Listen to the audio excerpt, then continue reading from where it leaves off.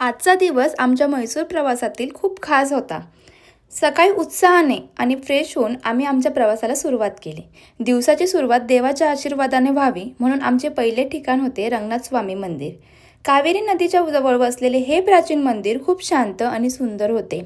रंगनाथ स्वामींचे दर्शन घेतल्यानंतर आम्ही गेलो टिपू सुलतानच्या राजवाड्याकडे, म्हणजे टिपू सुलतान समर पॅलेस. इतिहासाची पाने उलटून पाहताना या राजवाड्याचे सौंदर्य आणि स्थापन कला खूपच आकर्षक वाटली.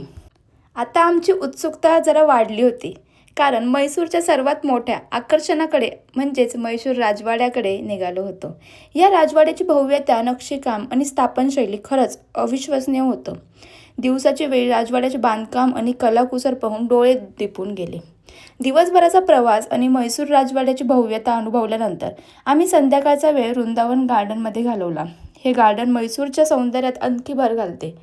येथील सुंदर कारंजे, हिरवळ आणि शांत वातावरणामुळे खूप आराम मिळाला.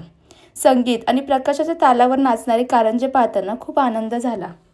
वृंदावन गार्डनमधून परतल्यावर आम्ही हॉटेलवर पोहोचलो.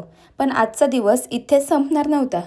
हॉटेलमध्ये छोट्या धनश्रीचा वाढदिवस होताच. तिच्यासोबत संगीताताईंचाही वाढदिवस साजरा केला. हा अनपेक्षित आनंद खूप छान होता. सगळ्यांनी मिळून वाढदिवसाचा केक कापला, गाणी गायली आणि सेलिब्रेशन केले. धन्यवाद.